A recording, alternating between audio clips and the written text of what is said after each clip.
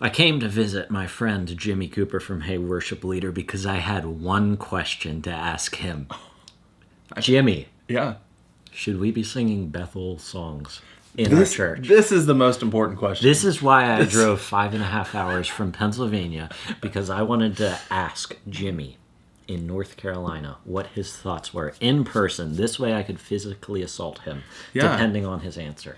Well, are we beating a dead horse? I don't know. Is this still an issue? I think it can be, because it still comes up in like the forums and stuff. So I think the point is that we should talk about it, because there's still some wisdom that needs to be shared. So should we sing Bethel music? That's a good question.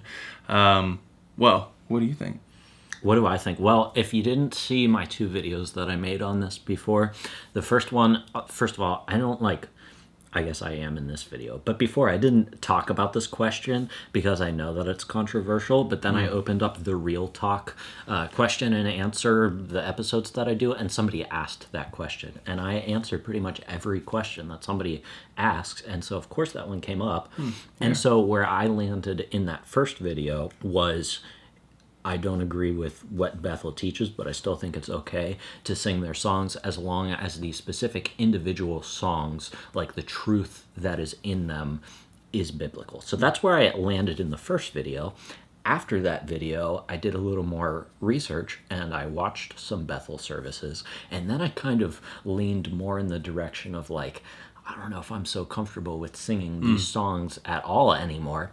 And right now, I'm like probably still in that, like, if this is like we can 100% sing them and this is like we should absolutely not sing them, I'm probably like 75% towards the we shouldn't sing them, but I haven't fully committed to that yet. But I know that Jimmy and his church have committed to that stance, but I want to hear why. Like, what are the reasons? Because I talked about why we can still sing the songs in a previous video. I want to hear Jimmy's perspective on it. Yeah, and I would say to the question, should you sing Bethel songs? I would say, I don't know, because the first thing I want to point out is I think it's a pastoral decision. And what I mean by that is it's not a universal decision. Like, this was a decision at a certain time for our congregation that we decided. So the reason this came up was because there were some people on the worship team who I was pretty close to. One person came to me and said, hey, our small group's been talking about this. Our small group's filled with some of the worship team members, and they were considering stepping down from the worship team because it just was going against their conscience to sing songs from this ministry. And immediately I felt like a pastoral, like, oh, okay. Like, this is not a topic I was unaware of, but we had always been, I was still thinking about pastorally, and I was like, I don't feel like it had never been brought up before. So I thought, as long as I pick out solid songs from them, then it wouldn't matter that it came from their ministry, because our people didn't seem to be focused on that. But then once it did come up, it's like now there's something that we need to address. And so from that point, me and some of the elders got together and we came up with like a good plan for our ministry. And so that's the first thing I want to say, is that we did this pastorally. It wasn't a reaction, although, it was just a reaction in that it came up, but it wasn't something that we were like surprised by. And we kind of already knew the direction we would head. This just helped us get there and helped us solidify. So in this video, I wanted to share with you that I think it's pastoral, a couple other things to consider. And then I want to share with you sections of the email that I actually wrote to my team, because I feel like it was very helpful on different levels, no matter which side. Because there were people, we have a big team, there were people that were like, oh, this is not a big deal. Like, get over yourself. And there were people that were, like I said, maybe willing to step off the team. Not like leave the church, but they didn't really want to have to lead the song in the congregation. They can just choose not to sing if that's what they decided. The second reason that you may or may not want to do Bethel songs is if you don't want to financially support them. There's 3 areas that you might do this, and that is CCLI, which I'll come back to that because there's a lot of misinformation. And then any other downloads. Like, if you're going to download, I think you should give your team good resources, and that includes a chord chart that you may make yourself or you may buy theirs. And then you should upload an MP3 in the correct key. So in order to do that, you're going to have to buy that because it needs to be legal. And so you are then essentially supporting their ministry. CCLI, as far as I understand, is more of like a lump. It's a pile that people pay into. But every now and then we have, as worship leaders, have to report. And so if you are reporting Bethel songs, then they essentially get more of that cut. So in that way, like you're technically supporting Bethel, whether you sing their songs or not, because it's going into a pot that they're going to get some of it anyways. But you're not adding any more to it if you're not doing their songs during that reporting period. I guess my question is, like, okay, we're all paying into the pot through our subscription through CCLI. So even if I don't do a Bethel song, my money's still in that pot. Yeah. I mean, I don't know. Just a thought. I think that's how it works. I've talked to the man himself, Dave Dolphin, which he somehow became like the CCLI guy with practical worship, which he's not posting anymore. But I think that's the way it was explained. I could be corrected. Let me know down in the comments. But that's what we were thinking through. I didn't want our elders thinking that if we don't sing the songs that we don't pay. There's a part of our money that may go to Bethel, even if we sing their songs. Good to know if that's if you're considering that. If you're considering that. So let me share with you kind of the decision that we made for our church, and it was in the email, bolded and underlined, as you can see here, which we may throw it up on the screen. I'll throw it up on the screen. We will no longer be singing any songs by Bethel or related artists. And so that was like right at the beginning of the email. And then I wanted to bring our people along in what it takes and like how I choose songs, because I think about it carefully. I took this list here from The Worship Pastor by Zach Hicks. It's a very good book. I'd recommend reading it, Spencer. I still haven't read it yet. I just told him that. But Sorry, Zach. Yeah. But there's a chapter in there that I think helped me more than any of the other chapters, and it's called Worship Pastor as a Theological Dietitian, and he's just talking about good song selection, curating a library of songs. And so there are questions we ask, and I won't go into all that because that's not what this video is about, but like, is it singable? Is it aimed Godward? Is there any heresy? And all those kind of things that you should be asking. Does it fit well within your set list? But then there's another question that we brought up is it wise to sing? Because it may check all the boxes, but it may not be the wisest thing to sing. And that's where we found ourselves with Bethel. We weren't like, this is absolutely wrong, but we don't feel like this is the wisest decision for us.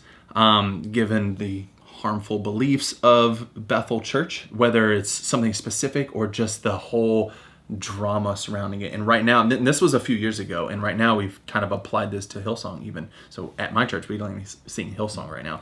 Another video. Yeah, that's another video. And so anyways, that's where we are with that. And so these are some questions that may be brought up that we just want to go ahead and get ahead of in the email. And it says, is this just Bethel? What do we mean by Bethel and related artists?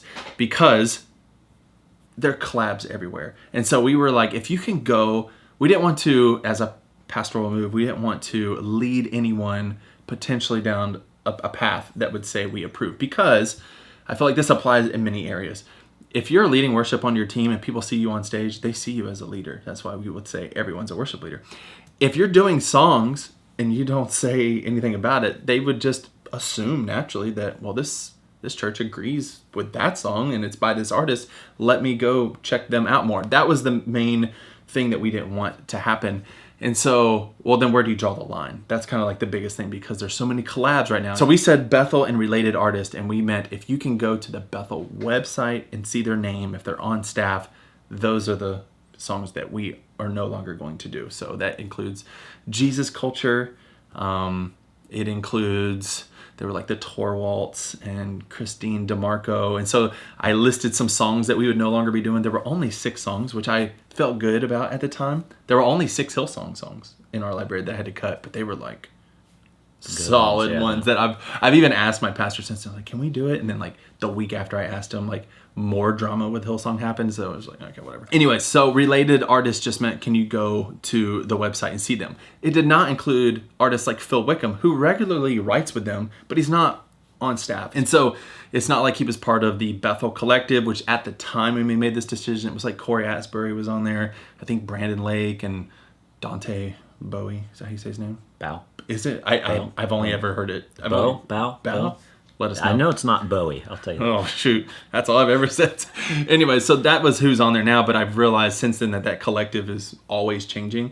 But we just didn't want anybody to be able to go to the website and see their name. And so there were 6 songs that we stopped doing. So at the end, I did give some like challenges for people to consider, because since this was a pastoral move, I wanted to go about this pastorally and lead our people through this. So the first thing I said to consider, that we believe it is unwise for us to sing songs at Bethel songs at our church now. We do not believe it's a sin. And so I wanted to warn our people not to cast judgment on people or other ministries that did not make the same pastoral decision we did. So that was important to us to make sure that this is not like something like, oh, well, you sing Bethel? Well, you're trash then, this is something that we decided for us. And then we challenged our people that if the situation presents itself, use this as a way to teach the true gospel and direct people away from harmful practices and teachings that would like contradict the gospel. And then lastly, we were talking about that like collab, like if you draw a line, you can draw a line all the way from Bethel to like the Gettys based on who's collabed with who. And so you're like, oh, I can't sing Phil Wickham because he writes with Brian Johnson, and he's worked with Shane and Shane, and Shane's worked with the Gettys, and right. I can't even sing in Christ Alone because, anyways, you can draw a line many different ways. So that's why we drew it where we drew it. That was our pastoral move. Because you can draw a line anywhere you want through the collabs. We realized that ultimately it's God that we worship and not fallen man, because we may write songs one day and then, God forbid something happened to you and I've started singing a song that someone else wrote, and at the end of the day, none of us are worthy. And so we realized and reminded our people that it's God we worship and not fallen man. So the conclusion is you no longer sing Bethel songs with direct Bethel, or songs with direct Bethel ties. Mm-hmm. Is that correct? Yeah. All right. And I'm just trying to process this in my head, because I feel like in the first two videos, I think I already talked about this, in the first two videos that I made on this, I was like, I agree with Jimmy on a lot of the points, but I still landed where I think that we can still sing Bethel songs. And honestly, I haven't 100% made up my mind yet.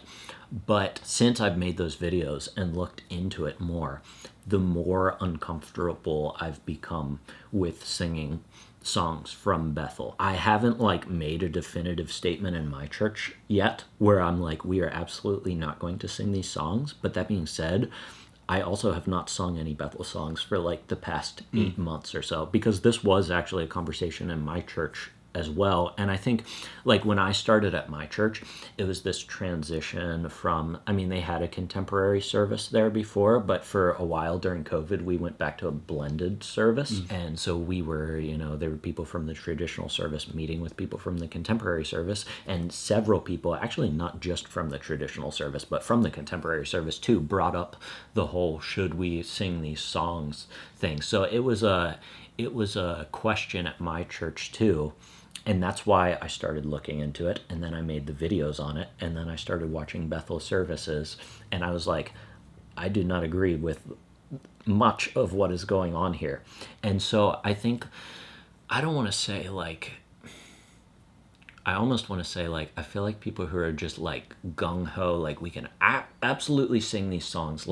I feel like if we're honest with ourselves, we just haven't looked into what Bethel teaches yet, and we would be much more hesitant to sing the songs. For most people, some people believe the same theology that Bethel sings. And so I think my line is sing the theology that you believe.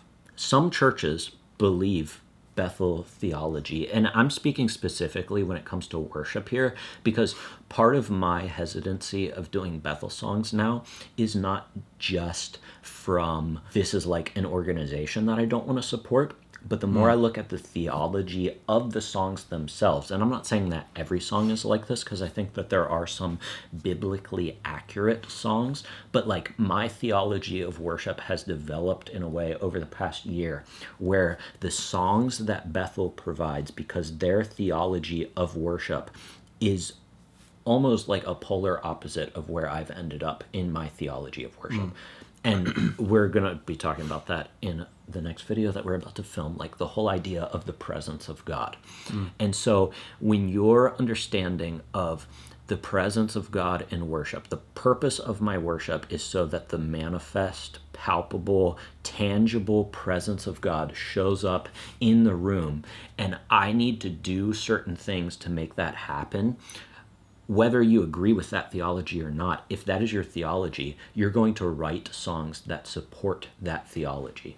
And that's not to say that those songs can't be used in a different theological context, But the problem that I'm having with Bethel these days when it comes to their songs is not just the organization, but in some of the songs, not all of the songs, but in some of the songs, I see more of that worship theology that I don't agree with. Bleeding through. And so then it's like, not only would I not sing this song because of the organization, but if this song doesn't fit my theology, then I'm not going to sing it because it's not beneficial for people in my service. Because I'm not trying to experience the palpable manifest presence of God by entering his courts with praise. And so it's not just an organizational thing for me now, it's a theological thing for me. So my whole point of that is sing your theology. If that's your theology, I don't agree with your theology, but it would make sense that you're singing the songs. If that's not your theology, stop singing those songs, not just because you don't like the organization, but because that theology does not jive with your theology of worship. And so how do we come up with our theology of worship? Have I pointed to the Bible in every video that we've done? Did we do that in this video yet? I don't know. We haven't done it yet. But you open up the Bible and you see what it says about worship and you read it for yourself. And I know that, like, I'm sure Bethel didn't just make a bunch of stuff up. I'm sure that they are looking at the Bible just a different way than me. But we, our elders in our church, we set the doctrine, which goes back to what Jimmy talked about, right? Like, it was a pastoral decision. It was an elder decision, making decisions about the doctrine of the church, which is the purpose of the elders in our church, to make sure that there's sound doctrine in our church. And so for me, it has become not just an organizational problem, but a theological doctrine problem with what I believe about worship in my church. I know I just talked for a while. What thoughts do you have? No, I would agree that's right. It's not just like hopping on a bandwagon like, well, we don't sing Bethel either because it's the cool thing to do right now or not or whatever. Like, sing your theology. That's exactly right. Like, as an elder, if you're a worship pastor or if you're a worship leader, you need to be thinking pastorally on how to shepherd your people. That goes back to like what even made us address this in the first place. Think pastorally. What do my people need right now based on what we believe Scripture teaches about this topic, and sing your theology. I think that's a great way to put it. And I think too, like, Jimmy and I are not coming from a Pentecostal charismatic background. And so that's what I mean. Like, if that is your theology of worship, then you're probably more likely to sing Bethel songs. And so while I won't speak for Jimmy, but like, that's not my theology of worship. That doesn't mean that if you're a Pentecostal or a charismatic that I put you in the same box as Bethel, because there's shades of worship theology within those beliefs. But if you're not a Pentecostal or a charismatic, I just want to point out that the theology in those songs probably does not actually match your theology of worship unless charismatic Pentecostal theology has come in to your church. And I'm not even saying that in a bad way. I'm just saying probably, Jimmy, I would say like 75% of worship groups these days are charismatic or Pentecostal. Yeah, I was going to say there's two things. There's that, and there's that study by, do you follow them on Instagram? Oh, Worship Leader Research. Yes, and they're coming out with some helpful content that I need to catch up on. But the other thing I would say is that there might be people listening that were like me when I first started leading worship, that I never thought this way. I didn't think pastorally. And I think that's the challenge of this video, is to think about in a deep way, intentionally, about what you're singing. In my mind, I thought if a song was this popular, then it was vetted enough. Like, if it got to where I knew the song and people are singing it, then it's good enough. I'll just sing it. And I never even thought about content of the songs. I just thought, at that point in my ministry, I was looking for cool songs to do. What's the next popular thing? And I never thought about it. And some people would be like, well, what do you think about this line? I was like, I didn't think about that line. I just assumed it was correct because other Christians wrote it. And that's not a healthy place to be. And I'm challenging y'all to not be like 22-year-old Jimmy. Yeah, and I've got to confess that I was that way too. Like, I can't tell you how many times I will repent on this channel right now. Okay. Of like, before, when I talked about how to pick worship songs, part of my advice was look at the CCLI Top 100, and if other churches are doing those songs, then they're probably a good songs.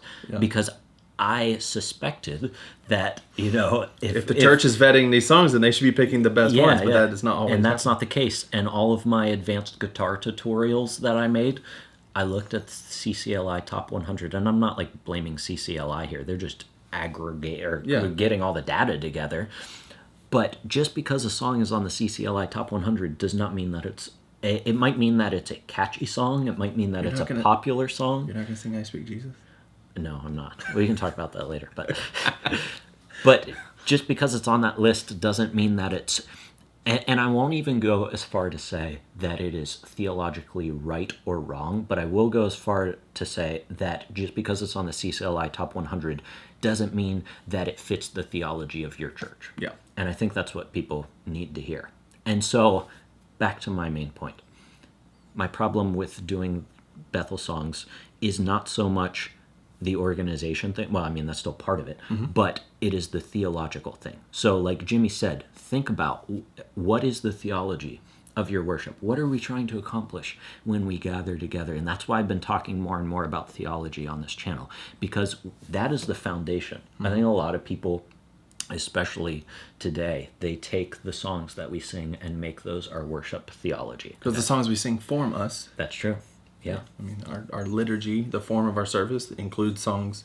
They form us. That's why it matters what you sing. That's why it matters that you put the thought in and think about this pastorally. Just a thought I had on that, and this kind of turned into a different discussion on how to pick songs, but it all relates. I've had this thought in my head recently of the songs, back to what Jimmy said, the songs, or we become what we sing, and we sing what we become. So there's like this cycle of, okay, I'm singing these songs, it's reinforcing my theology. My theology is reinforced to believe what I've sung, and so I'm going to pick more of those songs. And the only way to get out of that and think biblically, not just musically, about whatever the hottest, worship theology trend is to pull yourself out of that and open up the Bible and study it about what God says about corporate worship and the purpose of our corporate worship gatherings, and then pick songs that conform to the Bible and not just to what's popular right now. So I'll add to that and say that I was talking to a worship leader the other day, and he was like, "Oh, did you hear this new?" We were talking about the fact that at our church we don't do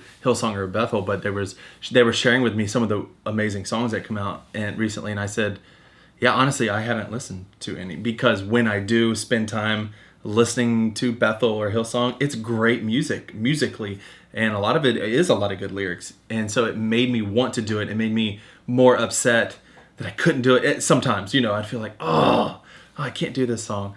Even my pastor was like, hey, I'd like to do Goodness of God by Mandisa or something. And I was like, well, that's a Bethel song. And he goes, oh. And it's kind of like, on one hand, it's kind of like, I just stinks that has to be a thing. Like, we live in this fallen world where I wish everything would just be easy and perfect, but I just kicked your camera. Uh-oh. But what I wanted to say was that I had to make the commitment not to listen to those songs anymore, and I'm doing that twofold. The other reason is, like, there's a lot of other music out there that may not be as big, but it's still great music, and I needed to get my hands and ears into that music as well so I could teach it to my church. So, sing your theology. But in order to sing your theology, you've got to know what your theology is. And most worship leaders don't know what their theology is. So, read the Bible, read some books about worship leading and worship theology, not just the top 3 that came out from Pentecostal, Charismatic worship leaders over the past 10 years, but read some older books before the Pentecostal Charismatic movement even started, which has started in the 70s. So maybe grab a book from before that and see what other people thought. Christianity wasn't created 50 years ago. Yeah. It was created 2,000 some years ago. And there's plenty to talk about corporate worship from that. Do you have any books? Should I? A.W. Tozer on worship. That's a great one. That's a little bit older. I was also thinking The Worship Pastor. We've talked about that one. I almost said Dave Chappelle. Brian Chappell. That's another great book. Christ-Centered Worship. Yep. Those are great ones. Bob Coughlin's written a few books, True Worshiper and Worship Matters.